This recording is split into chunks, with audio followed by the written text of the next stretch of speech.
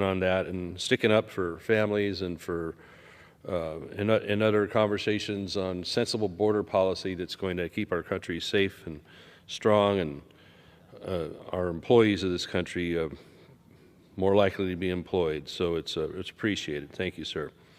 Mr. Speaker, I ask unanimous consent that all members may have 5 legislative days in which to revise and extend their remarks and include extraneous material on the topic of this special order. Without objection, that is granted.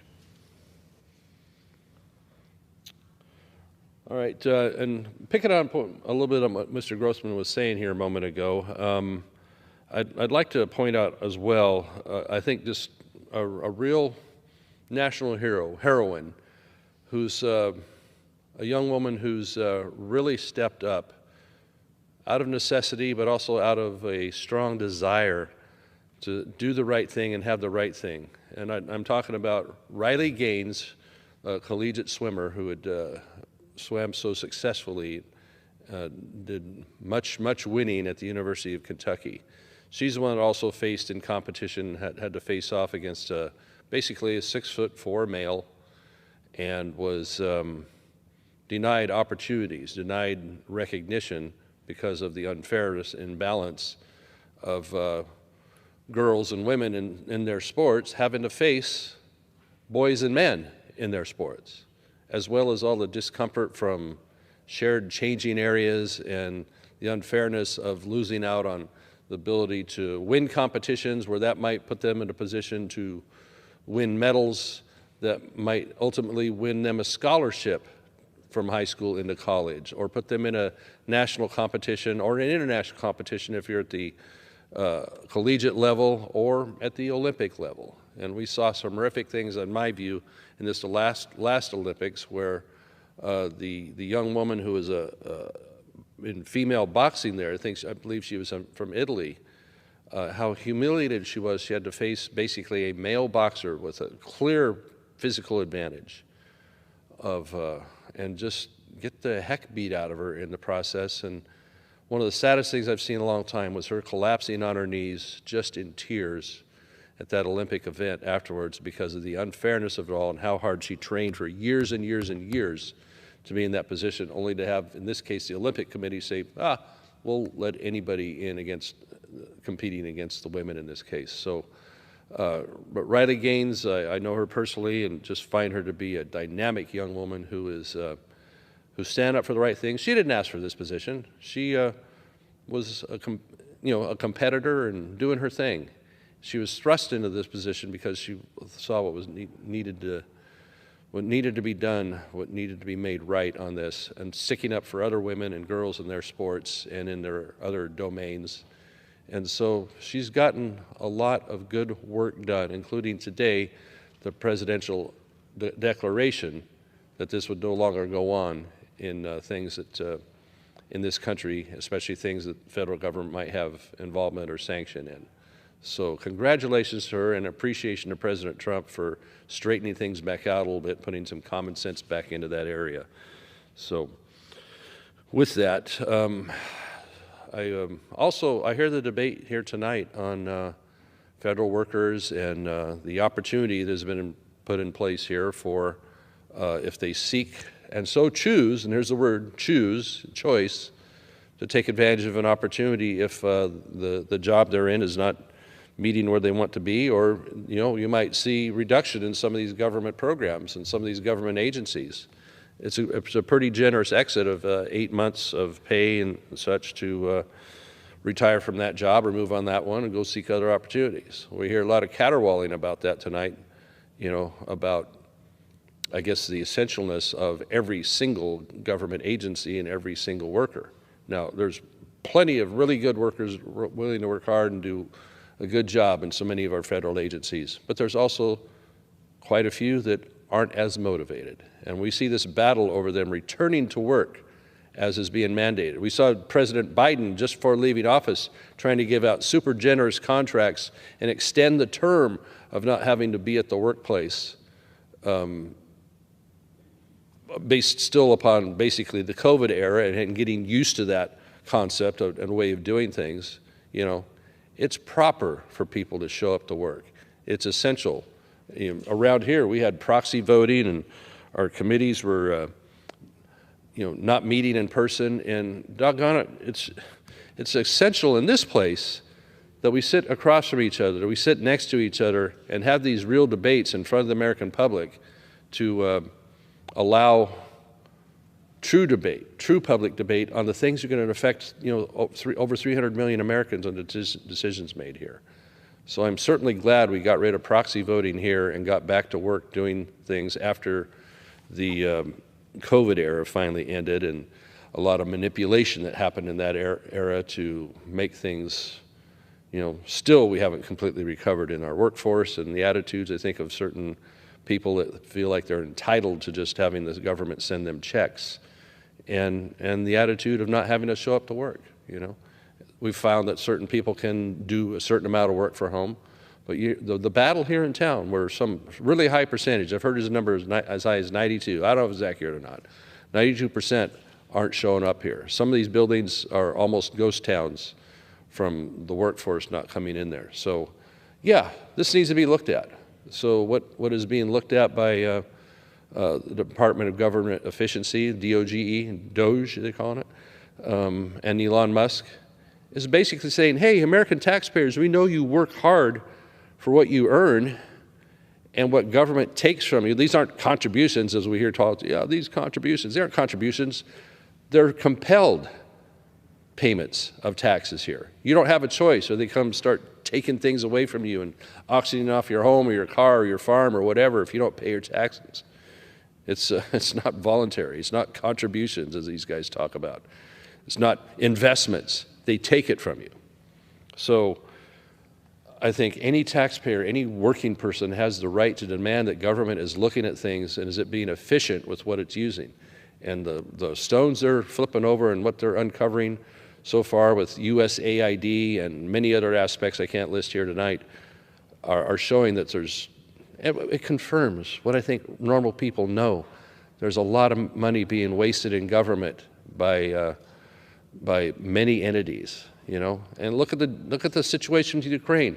Now Zelensky is claiming of about $177 billion that's been transferred over there, he thinks only $75 billion of it actually got to him or the causes they were working on over there in Ukraine. So where's $102 billion gone? Are these real numbers? Let's investigate. Let's find out. And that's what we need to do respectfully with tax dollars that are taken from people, not voluntarily. And so every aspect of government needs to have that accountability. It's okay to audit. It's okay to ask these questions. It's not against something or against a certain group of people. So when we're talking about, in this case, the opportunity for employees to find other opportunities, then what would be wrong with that if they so choose? And if agencies are going to be downsized, and everybody's mad at Elon Musk now, at least on that side of the aisle. Well, when he took over Twitter, now known as X, he cleared out about 85% of the employees there. That a lot of them are just hanging on and going for the party there. He seems to be able to run that entity a lot more efficiently. So that should be an example for government, instead of this scourge that we're hearing about. Is that, oh, it's awful, it's terrible. But we appreciate those to do the things that we as Americans ask the government agencies to do, and they do them efficiently and with cheerfulness, and remembering that the customers are the taxpayers, are the people that come to the counter and say, hey, I need a permit to do this, or I need this or that service. These are the customers, Getting a passport. We've had horrific stories come in out of my own office about during the height of COVID and such, that you could hardly get anybody to process a passport for you, at least very timely. In my home state of California, just a simple thing like a personalized license plate at the state level from DMV, it takes 9 months now. 9 months to get a personalized plate. Wow. That's a revenue generator for the state, supposedly. So, we got to really check and see what are the attitudes of people that work and serve in government at any level, whether you're elected, whether you're hired, or, an agency head, what have you. And these are good conversations to have, not the caterwauling we're hearing about, oh my gosh, it might be displacing somebody. Well, maybe we need to have a little downsizing. I believe we do. So anyway, that's that piece on that debate, but I'm going to return back to issues going on in the West. I privileged to chair the Western Caucus in the House here, and the important issues that it has addressed over the years, and a lot of that revolves around energy. And I'll tell you what, the issue with energy in this country, when we've seen the skyrocketing prices of all types of fuel, that has been a major inflation driver. Really two aspects of why we're suffering from inflation is government overspending beyond anywhere close to what revenue it was. The new trillions we have seen as a government being spent during the COVID era and beyond, and the end of the Biden administration. Well, we're going to have to take some medicine on that and get back to, how about a concept of pre-COVID level of spending, maybe even adjusted for inflation. Old inflation, not this massive inflation. We have the right and the obligation to be looking at it this way. So inflation driven by massive government spending, eating up the pool of available currency and credit, as well as the cost of doing business driven by issues such as energy. You know, in farming, for example, on my own farm, a couple of years ago, we saw that our price of fertilizer tripled and our price of fuel doubled in that season. So what does that mean for a farmer like me or any other farmer growing a crop? Well, they still have to be in the black at the end of the year. They still have to make a profit. And so those costs are going to be passed on somewhere, aren't they? And so that's going to always comes back to the consumer. It always comes back to the taxpayer having to pay for these things. Because on one hand, government massive overspending here at the federal level, and things that drive inflation, such as the cost of fuel, and all the things that are related. There is so much that depends on energy and any type of production that is going to have an impact on price. You know, so take diesel fuel. You know, we'll take a food product. As a farmer, when you start out in the spring, you need fuel to start tilling the land and getting it ready for preparing a seed bed to plant that crop. So someone has to bring you the diesel to run your equipment. Then soon after, someone delivers that fertilizer, likely with a diesel vehicle. Someone delivers that seed. And at that point, you've planted, and then you have irrigation of one type or another, depending on your crop. Well, in some cases, it's going to be fuel that's required to run the pumps, or electricity to run wells, fuel for lift pumps. In some cases, you're fortunate you have gravity-fed water, like much of we do in Northern California, due to storage of water. So what is our energy policy? Well, I guarantee you under President Trump, it's going to improve. And with that, we're going to see improved prices on energy. And that will help us to tame inflation. And on the other side of the coin here, with the work with Elon Musk and others on the Department of Government Efficiency, prices can go down if we're not doing so much massive spending and sucking up all the credit and all the currency out there by government action.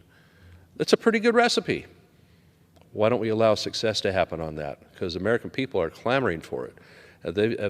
As they've had their eyes open on what's been going on, where their tax dollars are going, I'd say to my colleagues on the other side of the aisle, you might just slow down a little bit and look and see what's really happening here and how people are feeling about that, how they're thinking about it, how they felt it for several years in their wallets with inflation, and wondering why is it I no longer have any money left over to do some of the things I want. At the same time, where there's these mandates coming down the pike in my home state of California and affecting things even nationally here, like, well, you can't buy a gas-powered vehicle anymore, or diesel-powered pickup in just a few years because we want to ban them because of CO2. Well, that's taking away choices from people. And it's giving them unaffordable alternatives, especially the more they ban and the more they drive up the cost of fuel. In my own home state, they keep adding on new taxes for climate taxes or CO2 taxes, or they have auctions for the privilege of making CO2. Where did that come from? That's like they devised a new currency, CO2, you know? I mean, so I can remind you, you've probably seen me on TV doing this several times, but Let me remind you, the composition of our atmosphere is those main components. Right there in yellow, that's nitrogen, 78%. Now I ask people, how much CO2 do you think there is in the atmosphere? Most folks, going about their lives, not worried about all this stuff, they say they'll guess somewhere between 20 and 50%. Well, nitrogen is at 78. Here in the blues, oxygen at 21. That adds up to 99. Third place, here in the green, argon, 0.93%. So we're already at 99.93% that is not CO2. So look over here. Here's some other trace gases that has to do with water vapor, and there's even krypton gas up in the atmosphere. That's 0.03. So you come down here to this little purple stripe right here. CO2 is 0.04%. 0.04%. It's practically a rounding error when you look at it on this chart, okay? And you would think it's an existential crisis the way, John Kerry and all the others are taking their private jets over to Davos and talking about how we need to change our life, and that the people with the Paris Accord and the World Economic Fund or others all want to make sure the United States is paying a heavy price for this. Meanwhile, China builds more and more coal-fired power plants and does what they wish. They're not part of that Paris Accord. So, again, a little reminder on CO2 and what that is actually going to be costing us. So let's get back to other forms of energy here. I'm showing you a picture of Shasta Dam. Now, it's actually starting to fill up right now. We're getting massive rains in Northern California. And on the Shasta Dam, they're actually not dumping the water at a high rate. And so that makes hydroelectric power. You see coming out, it actually comes from the bottom of the dam is where the hydro plant is. Here, this is that's a different form of spilling there that comes out of the spillway when, they feel like they have an excess. So hydroelectric power, if you want to play the CO2 game for a moment, is CO2-free power. So it's available for 24/7. As long as you got water behind the dam, you can generate that CO2-free power. It's reliable. You don't have to wait for the sun to come up to hit your solar panels, or the clouds to go away, the rain to go away, or the wind to come up to blow your windmill. So what's happening in Northern California? Well, recently they decided, after many years, to tear down, this is kind of related to that subject, 4 dams on the Klamath River. Now, you see some of the Klamath system here that helps transfer water to agriculture and other needs and wildlife as well. They tore them down, took down 4 dams that produce hydroelectric power. The CO2-free power everybody thinks they want. Tore them down, and guess what's happening now? Because they're getting a lot of rain in the area, we're actually getting flooding in certain areas, and we will get more flooding with the even greater amount of rain because we don't have the dams anymore as a tool, all ostensibly to help a fish population go up and down the Klamath River. Well, the flaw in that thinking is that the Klamath Lake is actually a system that is based on a very shallow, rather warm lake up here that feeds the rest of the system here that is not really the best for the salmon that they're talking about. But we gloss over that because we just want to tear the dams out and score a win. Well, they got their way. They scored them. And now the whole basin here is being affected, the river system is being affected by where there used to be water, and now you're getting sloughing, you're getting the people that live along the area, their property is now worth a lot less, all because of, I think, fraudulent environmental claims that really have never been proven. And so what's some of the other effects of watching those dams be torn out? The initial happening was dead fish, ostensibly 4 fish. When they removed those dams, there was a great concentration of silt that had built up behind them over 50, 60, 100 years, depending on the age of which of the 4 dams. And so we had this massive kill of this and a whole bunch of other wildlife up and down the river as that silt is now being pushed the 170 or so miles it is out to the ocean. So these salmon live on a 3-year cycle. So if this silt doesn't wash all the way out to the sea in that 3-year period, what does that mean long term? for salmon populations. Will they die off as all the different cycles of salmon will be gone? So here's the dead fish. You had dead deer out there getting trapped in this silt. All sorts of wildlife, turtles, you name it. But in the name of the environment, putting our heads back, or pinning our ears back and just going, they tore the dams out anyway. And they have their sights on more. One called Lake Pillsbury in Mendocino County, which a lot of people rely on for drinking water as well as agricultural water. And it used to be a power generator in that area as well. But the utility decided it's not worth the fight anymore, so they've abandoned it. And if they get their way, it will be torn out soon too. So, you know, it's just one losing combination after another on this, all in the name of the environment, and another loser for the people. The tear out of the Klamath dams cost the people $450 million to remove those. $250 million of it came from a state water bond. Now, the rest of the bond is supposed to be actually building water supply, including the Sites Reservoir I can talk to you about here in a little bit.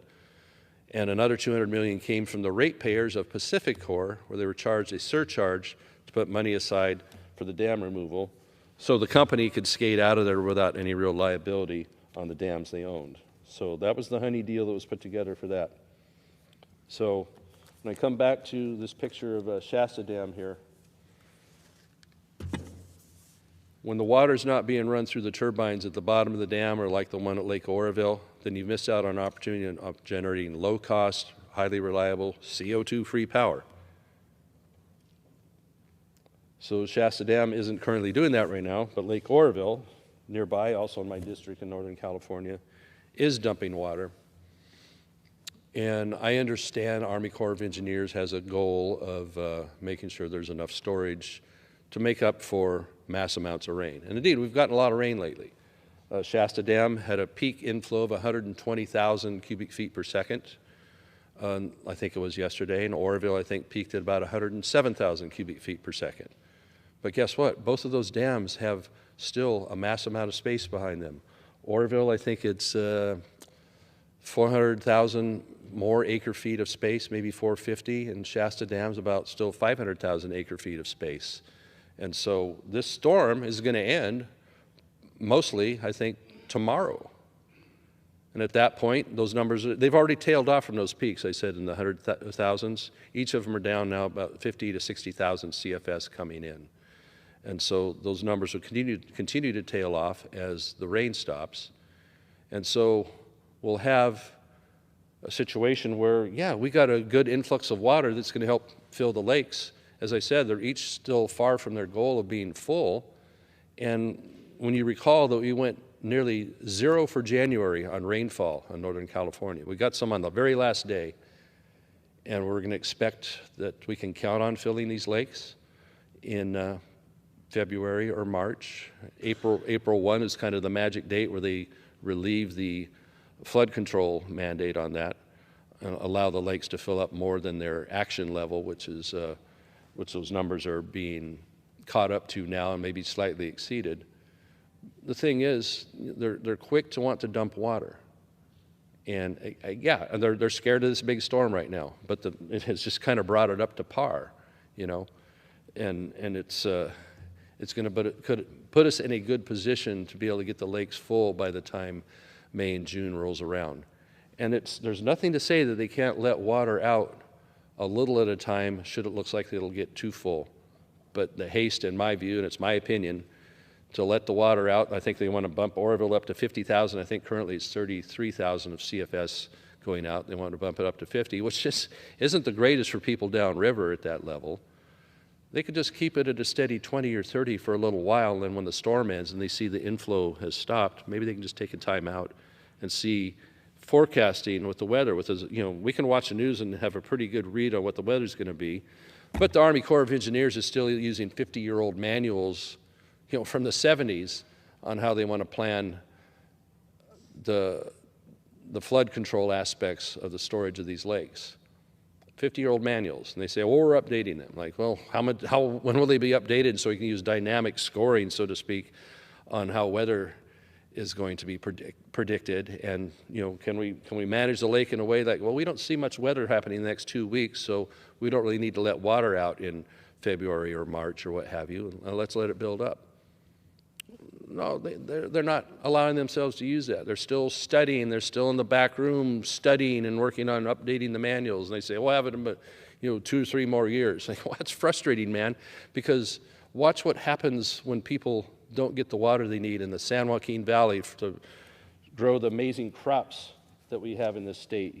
I show you this poster quite a bit on these floor talks here of what California grows. It's here somewhere. Anyway, when we don't have the water to do this stuff, here we go. You don't get this stuff from California. And so when you see that over 90%, even 100% of some of these products are grown in California, are you going to import them somewhere else? At what quality? At what price? At what continuity? Or can we have them come from the state because we actually do have the water supply in the north to supply the whole state? Some people say, well, Doug, are you going to send all, my Northern California neighbors sometimes, you're going to send all the water south? What's wrong with you? We have plenty of water if we would store it, if we would add to the Shasta Dam. We have the opportunity to raise Shasta Dam 18 feet, 600,000 more acre feet of storage, and also the ability to not have to release water quite as quickly if they get to that point. Now, you got to see the water chugging down the Sacramento River without the releases. There's a lot of water coming in, okay? We get that. But that's what these structures are for, is to take that ebb and flow, so to speak, be that rubber band. That's what dams are good for. And that's why they're seeing flooding on the Klamath in areas, because they took the dams out, and they lost the hydroelectric power in the process. So when we're talking about how much water is getting away from us that could be generating power that could go for crops, growing crops in Northern California and Central California. Indeed, the breadbasket that I just showed you on those. Here's a more updated poster I have now of what's been happening. The water year, they score it from October 1 until the following September 30. So this is starting October of 23, the water year, up to so far a little earlier in January when we had this information. So it's about 1.25 years of flow. So what makes me crazy is that we're not taking advantage right now of the water that's flowing out of Lake Oroville or is coming out south of Lake Shasta and flooding the delta. Right here, during this 1.25 year period that's almost current right now, we have a number of 29 million acre feet came into the delta. 29 million acre feet. Now combined, Lake Oroville, Lake Shasta hold 8 million acre feet. San Luis Reservoir holds about 2 million acre feet. Nearby you have New Melones, which is around 2 million. Trinity Lake, I think, is 2.2 million. Lake Folsom is a number, I think, 800,000 if I remember correctly. So you would fill all those lakes one time with this 1.25 years worth of flow that comes into the delta. So that's what comes in. So, okay, well, certainly we're using some of that water and moving it to other places because we're smart and we can design things. We have the engineers for that. We used to have a vision for that when we built the Central Valley Project in the 30s and the State Water Project in the 60s. Well, their vision did put away a lot of water, and they had a vision for even more, but they quit building it because the population didn't really demand it at the time, back in the 30s or the 60s or whatever. Should have built it, because you can't build it now because of all the environmental nonsense. But how much did we save? 29 million in, 22 million went out to the Pacific Ocean and turned into salt water. Some people say, like, well, we should build some desal plants along the coast. Yeah, we could do that. Certain areas that might be strategically smart. Guess what happened? A project called Poseidon, I think in the Huntington Beach, one of the beach towns in Southern California, they fought for 20 years trying to meet every mandate, every hoop to jump through on what it would take to get a permit from the California Coastal Commission and others on that. They spent millions of dollars to build that desal plant down there. As I said, they jumped through every hoop and answered every question. And we're told after 20 years, no, we're not going to permit you. So there you go on your desal. So where do you want the water to come from? For any purpose? Well, it could come from right here, this 22 million we're wasting. So what's happening right now? the mass inflows coming down Sacramento River and Feather River and all these other areas. And I'd like to see what the Delta inflows are today. They're probably pretty amazing.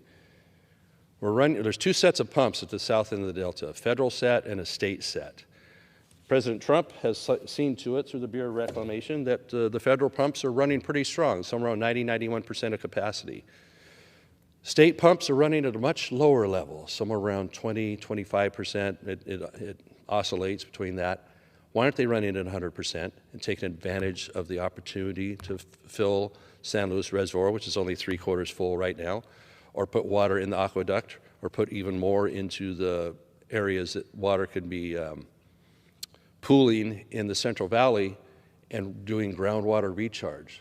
I was just told today we've seen some groundwater recharge last year due to some of those positive efforts. And that's a tough deal for those folks down there because they've had overdrafts, due to agriculture, due to having their surface water taken away from them in these projects because it's going out to the ocean for a fish deal. So they had to run their wells. Maybe they ran them too much. So we've had subsidence where the land goes down. It depresses somewhat. You even see that in the canals going through there. So we can be doing recharge right now, and the governor has moved in the direction of allowing more recharge. For some reason they have to get a permit for that every year. I talked to his team about that, said, why don't we just have the permits ready to go every year, and so we don't have to wait and lose time on that. So maybe that'll be a precedent going forward. So groundwater recharge, filling the aqueducts and the Southern California reservoirs that aren't full. For example, this one, which was empty when the fire broke out in Pacific Palisades, is the San Ynez Reservoir. My understanding of it is that, done correctly, the aqueducts could supply some of the higher lakes, I think Lake Cachuma, and someone can straighten me out if I'm wrong on this, but through the domino effect, surface water, I believe, could make it here. I know they do fill this with well waters also, but the lake was empty because they had to fix a cover over it. They emptied it last February and haven't gotten around to doing the repair or finished the job. So it sat empty, 117 million gallons of water, which is about 40 acre-feet, which would have helped keep the hydrants full instead of just a few hours, as they're relying on 3 1-million-gallon tanks instead of 117 million. It lasted a few hours down there as they were valiantly trying to fight fire in Palisades and other areas. They could have had several days' worth of water had that been full. So was it bad planning? I don't know. Bureaucracy. And the crazy thing was that the LA Fire Department didn't even know, they didn't have the knowledge that it was empty. So instead, burned out community. Because they didn't have everything they needed to be able to fight that fire the way they could. Could they have beat it all? I'm not sure. They had a lot of wind to beat. And the firefighters fought valiantly and people did a lot they could, but certainly having that extra water supply could not have hurt. I know I've seen plenty of that in my own Northern California area with communities just disappearing due to fire. And this falls more to forest management and land management. Down in Southern California, they had a brush removal program in the areas adjacent and above those communities that burned that they suspended. The brush is the fuel that allowed the fire, driven by high wind, to come all the way to the edge of town and burn through the town. The brush removal, maybe it wouldn't be the be-all, end-all on that, but it sure would have helped. It sure would have given them more of a fighting chance. And that's what it is. We're doing forest management, especially focusing around our cities, to thin the trees and such to a point where that a fire coming high speed from a distance hit that because the trees are thin enough and spread out enough that it hits the ground and slows down and you have a chance to save whatever town it is. We lost the town of Paradise. Partly because of that, we've lost a town called Greenville in Plumas County, another one next door called Canyon Dam. Above my hometown of Oroville, California, lost a town Berry Creek, other adjacent areas there due to fire after fire after fire because of lack of management. The one above Oroville, near Berry Creek, they had funding lined up to do some forest thinning around there, a grant the local folks were going to do. And because there was an 18-month or longer process to get the permits to do something. This is not something new either. This isn't new under the sun of thinning forests and managing them. But they didn't get it done, so those areas burned. They burned out, these towns. Talk to the cattle rancher there, what that looked like for him. A family had been farming or ranching and grazing up in those forested areas for many, many generations and decades. Look it up on the internet. Read his column.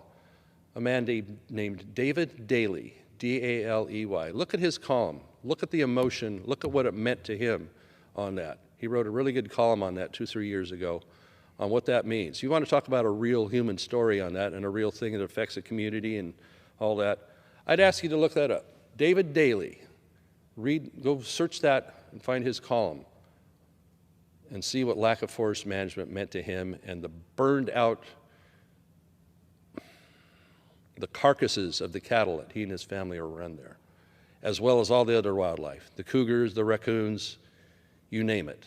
This happens to everybody. And then the next effect of that after the fire is that when the rain does come, it's going to wash all this ash, wash all this mud down into the brooks and the creeks and the rivers and the streams, and eventually into, in this area, Lake Oroville, which, as being a key part of the state water project, supplies water to 20 million Californians.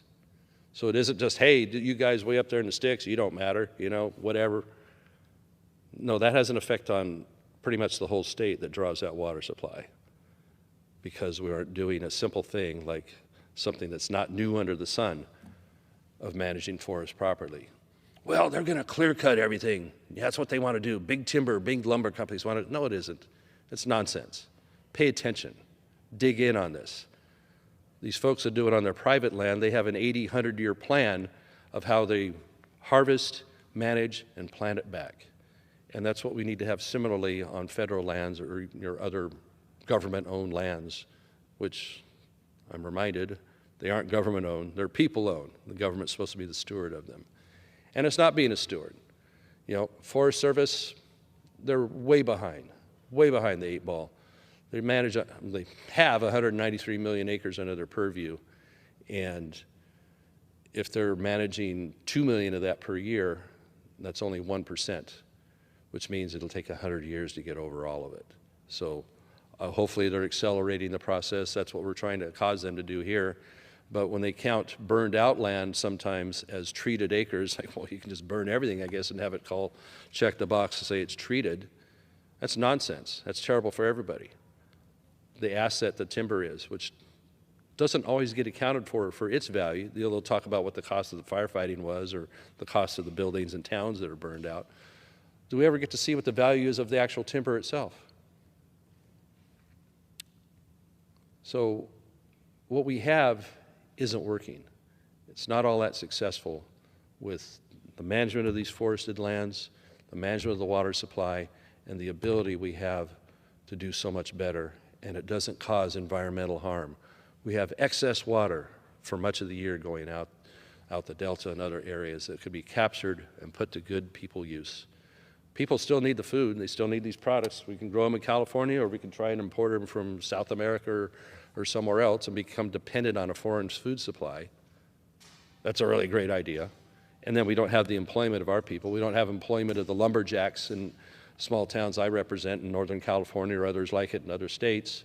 So you have that unemployment, you have boarded up small communities, you have all the things that go with the social aspect of people that don't have the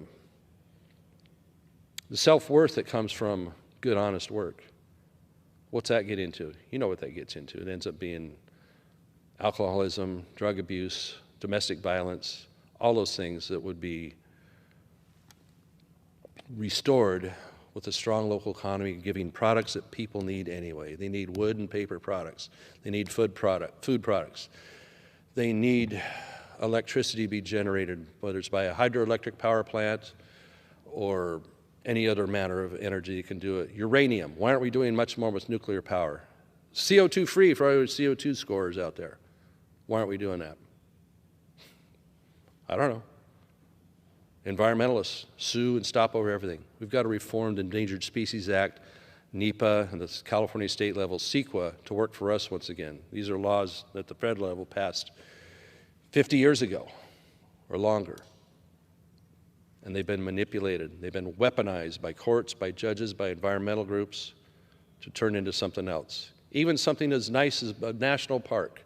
I like to point out the folks in Marin County, these farmers and ranchers there on an area called the Point Reyes Seashore Park. Those folks came in the early 60s and demanded they were going to bully these people off their land by eminent domain. So they struck a deal. Said, well, we'll sell the land to the national parks as long as we have the ability to lease it back in perpetuity, was the deal that was struck. As long as it's the same family that is in the operation there, it was supposed to be in perpetuity. So they struck that deal, and they thought they could live with that. Well, not too many years later after the weaponization of environmental laws and what's known as NEPA, a permit process, that got weaponized by environmental groups to sue the heck out of these people every time they tried to get an extension of their grazing permit. You know, they were trying to get them for 20 years, and they'd say, well, we'll have to settle for 5 or 2. And so for doing some of the environmental mitigation that they would be demanded of, with only a 2-year lease, it's pretty tough to say, like, well, I can't put, you know, $500,000 into my sheds or my equipment or the drainage to control whatever might be coming off the dairy or the ranch. So they can't make the investment because they can't be assured that they'll be long enough there to do that. So basically, they're screwed by government and by environmental organizations. And these are good, honorable people. They're very compatible with the land. They say, well, it's the Thule elk are being affected by these cattle. The elk and the cattle get along beautifully together. There's many acres for them. They graze to a level that the land can sustain, and then they move them out. They move them to a different grazing area. Grazing is a good thing, whether we're talking forested areas or others as fire breaks, or in this case, the Point Reyes Seashore, where these families have been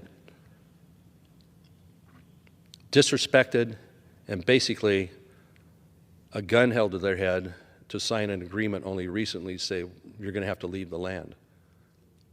These are good, hardworking people. And there doesn't seem to be much reward in California and some aspects of the federal government for being good, hardworking people, honest people, the ones that'll pull over on the edge of the road and help you with your flat tire or make sure you're okay, like that, you know? What do they get? Litigated to death. You know, people, some of them very elderly now, just say, I just can't fight the fight anymore. I don't have enough money. I don't have enough will. So what happens? Government wins, extreme environmental organizations win, and somebody comes in and says, save the day, hey, we're going to buy you out there. You'll get 15 months to be eased out of this. So all the employees are gone, the cattle's gone, the dairies are going to go somewhere else. It's hard enough to run a dairy in California anymore. They regulate that out of business. Well, there's people that don't like dairy products. They don't like that. They don't like that it comes from animals. You know, a lot of wrong people are in charge. And it's been pretty refreshing to see what the Trump administration has done to put things back on a direction here that rewards hard work, honesty, and the right way of doing things. So it can be kind of discouraging, very discouraging. And for the families, the farmers, the ranchers in this Point Reyes situation right now, my heart goes out to them. I hope we can find a solution for them, because they shouldn't be getting kicked off that land. They, in good faith, when they were bullied off that land and had to sell to the parks, otherwise lose it to eminent domain, had now been bullied off by regulations, by NEPA, by endless lawsuits. That ain't right. That ain't America. They're still making a product that people want and people need. They would like to continue doing that as good stewards of the land. Instead, they have designs like, well, we're going to have more tourism on there. Like, well, is that as good? I would suggest it probably isn't as good for that land. But, they power ahead. So I hope maybe something can be done to rectify that and rectify a whole lot of other things that have affected rural America so much so. Mr. Speaker, thank you. I yield back.